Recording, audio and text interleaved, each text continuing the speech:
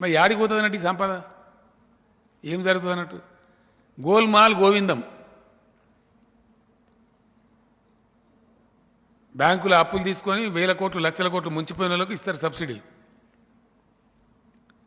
Reform పేరు మీద current సంస్కరణల పేరు మీద కరెంటు షావుకారుల జేబులు నింపే ప్రయత్నం భారతీయ జనతా పార్టీ పరిపాలన అంటే దేశాన్ని అమ్ముడు నమ్మి ఓట్లేసిన ప్రజలకు అమ్ముడు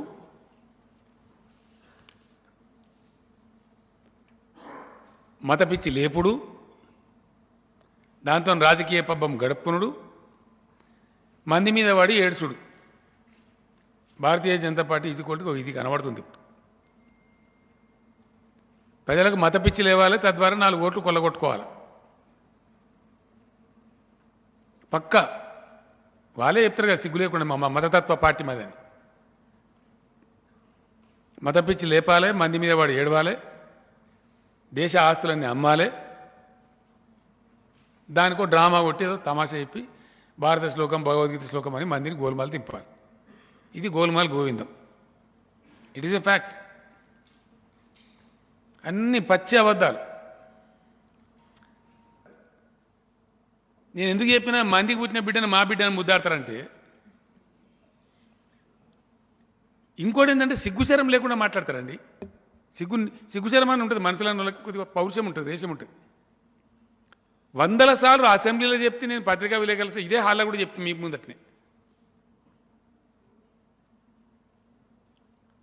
మీకు విషయం చెప్తే మీరు ఆశ్చర్యపడతారండి సిగ్గుశరం లేదు అని ఎందుకంటున్నాను నేను అంటాను ఇంత ఆక్రోశం ఎందుకు చెప్పాల్సి వస్తుంది అంత నిర్లజ్జగా అంత సిగ్గుశరం లేకుండా వాళ్ళు వ్యవహారం చేస్తున్నారు కాబట్టి చెప్పాల్సి వస్తుంది ప్రజలకు తెలవాలి వాస్తవాలు తెలవాలి యువకులకు తెలవాలి ఎందువల్ల కేంద్ర ప్రభుత్వం నుంచి తెలంగాణకు వచ్చేది గుండు సున్నా ఏమీ రాదు మన దగ్గర నుంచి పోతే కేంద్రం బతుకుతాంది ఇక్కడున్న బీజేపీ సిగ్గు తప్పి ఇంకా ఎంత సిగ్గు తప్పి మాట్లాడతారంటే కేంద్రం ఇచ్చిన డబ్బులు డైవర్ట్ నీ బొందు నువ్వు ఇచ్చితేనా డైవర్ట్ చేసి ఏవి డబ్బులు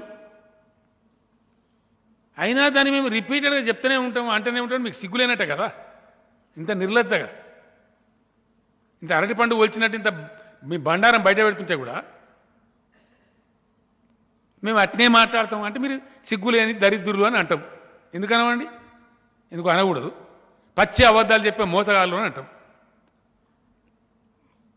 100%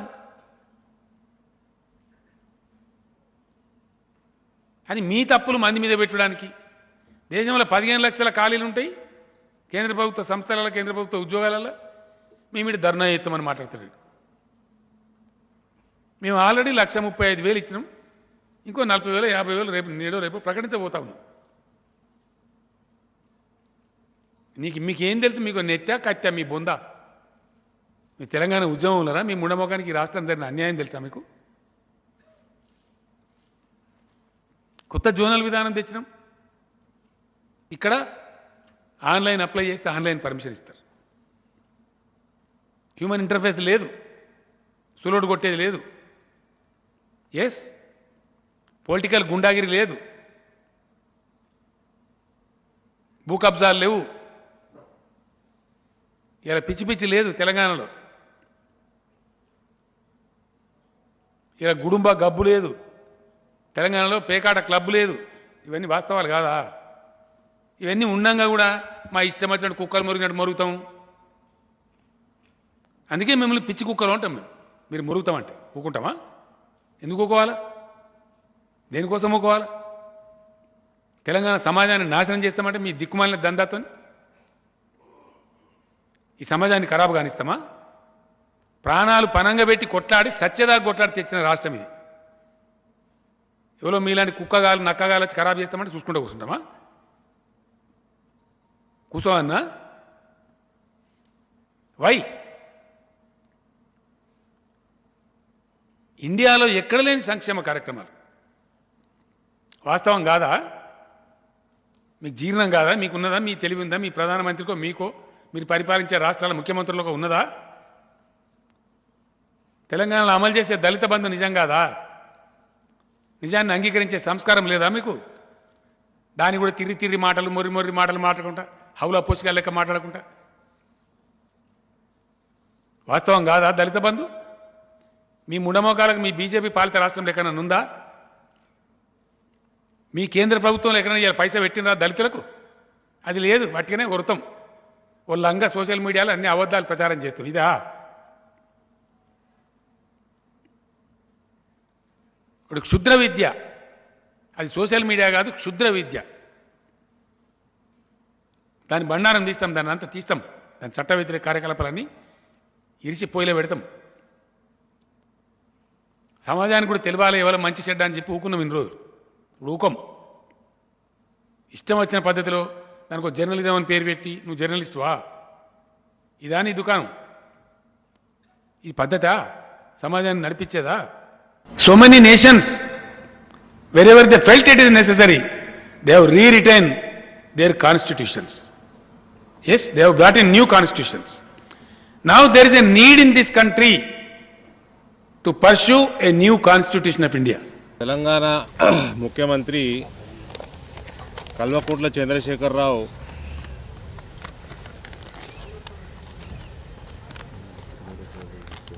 మతి పూర్తిగా కోల్పోయి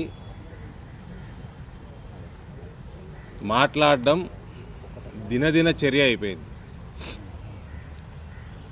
బడ్జెట్ ప్రవేశపెట్టినాక ఒక మహిళా ఆర్థిక మంత్రి శ్రీమతి నిర్మలా సీతారామన్ గారు ఇటువంటి మహమ్మారి సమయంలో ప్రపంచం మొత్తం ఎకనామికల్ క్రైసిస్ చూస్తున్నప్పుడు ఒక ఫ్యూచరిస్టిక్ విజనరీ బడ్జెట్ని ప్రవేశపెడితే తట్టుకోలేక ప్రజలలో మంచి స్పందన వస్తుందని, ఇంటలెక్చువల్స్లో మంచి స్పందన వస్తుందని కేసీఆర్కి పూనకం వచ్చి పిచ్చివాగుడు వాగుతూ ఉన్నాడు. కేసీఆర్, నువ్వు చేసిన వాగ్దానాలు నీ 2014 మేనిఫెస్టోవి, 2018 మేనిఫెస్టోలో ఏవైతే మేజర్ వాగ్దానాలు ఉన్నాయో, అనేక వాగ్దానాలు ఉన్నాయి, 99%, 100% ఏది కూడా ఇంప్లిమెంట్ కాలేదు. డబల్ బెడ్రూమ్ స్కీమ్కి ఎన్ని వేల కోట్ల రూపాయలు, వందల కోట్ల రూపాయలు నీ ఏలటి వరకు కేటాయించినవు చెప్పు. 3 ఎకరాల పొలం కోసం నువ్వు ఎన్నిసార్లు మాటలు మార్చినావు, దళితుల్ని ఎన్నిసార్లు మోసం చేసినావు, నువ్వు వాళ్ళ కోసం ఎన్ని ఎకరాల పొలం ఇచ్చినావు, దానికోసం కేటాయించిన బడ్జెట్ చెప్పు. నువ్వు 2018 మేనిఫెస్టోలో నిరుద్యోగ భృతి, యువకుల్ని, ఎంటైర్ తెలంగాణ యువతని ఏ రకంగా మోసం చేసినావు, వాళ్ళ కోసం గత 3 సంవత్సరాల నుంచి ఎన్ని కోట్ల బడ్జెట్ నువ్వు కేటాయించినావు చెప్పు. దళిత బంధు పెడతా అని హుజూరాబాద్ ముందు మాటలు మాట్లాడుతుంది, ప్రోగ్రామ్ని వచ్చి ఇనాగరేట్ చేస్తుంది. మళ్ళా ఆ రోజు 1,70,000 మంది కుటుంబాలు ఉంటారు దళితులు తెలంగాణ రాష్ట్రంలో, వాళ్ళకి 10 లక్షల రూపాయలు ఇచ్చుడు పెద్ద పనేం కాదు అని అంటివి. ఇప్పుడేమో నియోజకవర్గానికి 100 మందికి ఇస్తా అంటున్నావు. నువ్వు పోయి ప్రోగ్రాం ఇనాగరేట్ చేసినాక అప్పుడు కేబినెట్ సమావేశంలో దాని ఏ రకంగా ముందుకు పోవాలా, దాని దిశానిర్దేశం డిస్కస్ ఇనాగరేట్ చేసినాక చేస్తావు. ఇక నువ్వు కేంద్రము ప్రవేశపెట్టిన బడ్జెట్ మీద కూడా నువ్వు మాట్లాడుతున్నావు అంటే దానికంటే హాస్యాస్పదం 21st సెంచరీలో ఏది లేదు. నీకు రైతుల కోసం రుణమాఫియాను, మార్కెట్ ఇంటర్వెన్షన్ స్కీమ్ అను, ఆల్టర్నేట్ పంట నవంబర్ 20 నాడు చెప్తా అంటివి, ఏలాడి వరకు అత్తలేదు పత్తలేదు. ఇక ఇదంతా పోనీయండి, ఇదంతా తెలంగాణ సమాజానికి గత 8 సంవత్సరాల నుంచి అలవాటైపోయింది. కేసీఆర్ అనే మూర్ఖుడు ఒక ఊర కుక్క మాదిరి ఇష్టానుసారం వాగుతాడు, ఒర్రుతాడు అని, మొరుగుతాడని తెలంగాణ సమాజానికి అర్థమైపోయింది. ఇక మన పరువు ఎట్లా ముఖ్యమంత్రి పరువు తెలంగాణలో తీసుకున్నాడు, ఇప్పుడు తెలంగాణ ముఖ్యమంత్రి పరువు దేశవ్యాప్తంగా తీసుకుంటాడట. రాజ్యాంగాన్ని తిరిగి రాస్తారట.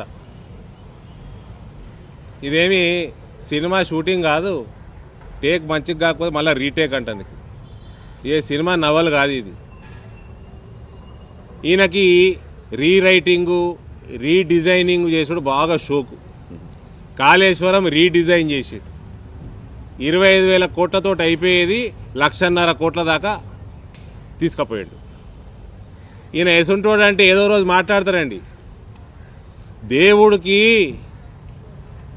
విజన్ లేదు, హ్యూమన్ బాడీ డిజైనే తప్పు చేసిండు, 2 కళ్ళు ముందరనే పెట్టిండు, 2 ముక్కులు ముందరకే పెట్టిండు, 2 కాళ్ళు ముందరకే డైరెక్షన్ ఉన్నాయి, ఒక కన్ను వెనకకు ఉండాలి, ఒక కన్ను ముందరకు ఉండాలి, ఒక కాలు వెనకకు ఉండాలి, ఒక కాలు ముందరకు ఉండాలి అని అన్న అంటాడు. ఈయన ఓ తోకు ఉండాలి, ఒక అందవికారమైన ముక్కు ఒక్కటి సరిపోదు.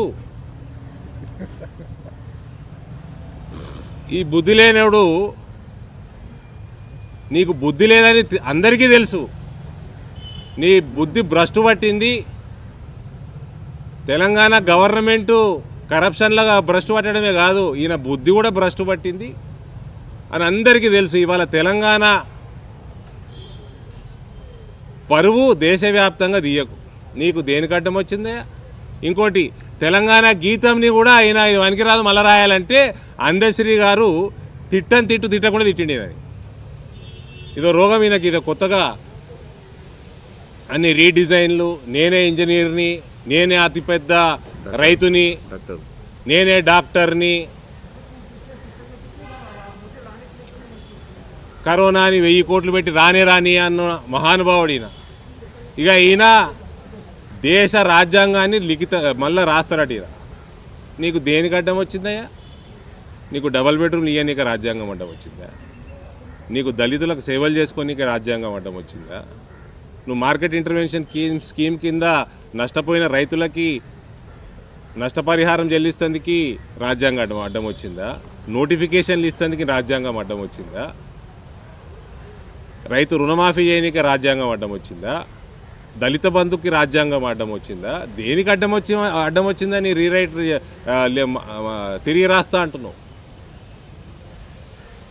ముఖ్యమంత్రి గారు, నువ్వు ఒక్క క్షణం కూడా ముఖ్యమంత్రి పదవిలో కూర్చోడానికి అర్హుడివి కాదు. మళ్ళీ ఈ మహానుభావుడట దేశ రాజకీయాలకు వస్తాడట. నిన్ను చీకొట్టే రోజు, తెలంగాణ సమాజం ఓటు రూపకంగా చీకొట్టే రోజు అతి త్వరలో ఉంది. తెలంగాణ అసెంబ్లీ ఎన్నికల తర్వాత సింగిల్ డిజిట్కి పరిమితమయ్యే టీఆర్ఎస్ పార్టీ ఇక దేశ రాజకీయాల్లో ఈయన వస్తాడు, మనం చూస్తాము. నువ్వు వస్తే గిన తెలంగాణ పరువు తీయడానికి వస్తావు తప్ప ఇంకా వేరేది ఏంది నీకు? నాకేం వేరే స్కోప్ కనబడతలేదు.